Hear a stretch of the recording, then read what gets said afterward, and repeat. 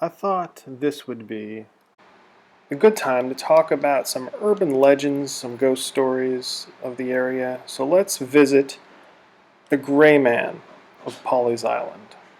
Before we get into the legend, let's talk about what the Gray Man actually is, or what people see and claim to be the Gray Man. Typically, he's seen as a dark, sometimes gray, translucent figure walking up and down the Pawleys Island beaches, usually with a cloak, no legs. Some describe him as looking like a pirate. Others describe him looking like a Civil War era soldier. People claim to see this figure before hurricanes or natural disasters. We'll talk a little bit about that later. Let's go into the history of this figure. Like every classic urban legend, the story is a love story.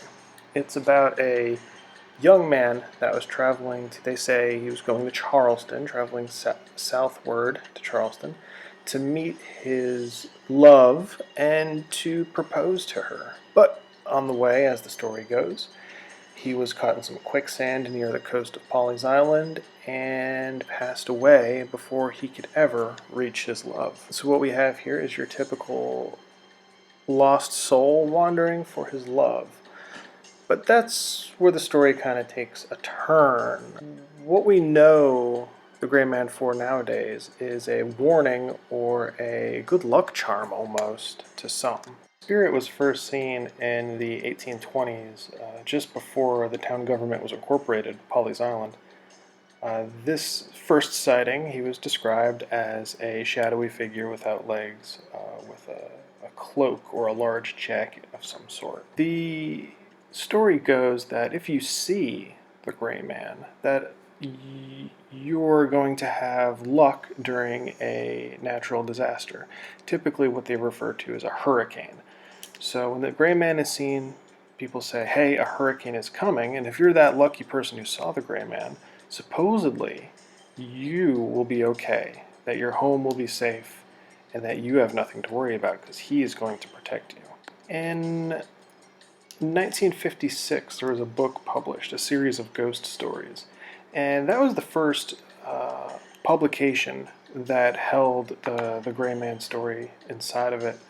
And that's when it really became sensationalized. The next major sighting of the Gray Man that really made a splash was just before Hurricane Hugo. There was a couple, Jim and Clara Moore. They lived in Pawleys Island, obviously. And they claimed that before Hugo, they saw the Gray Man. And they evacuated. When they returned from the hurricane, the neighbors' homes were destroyed, but theirs was safe.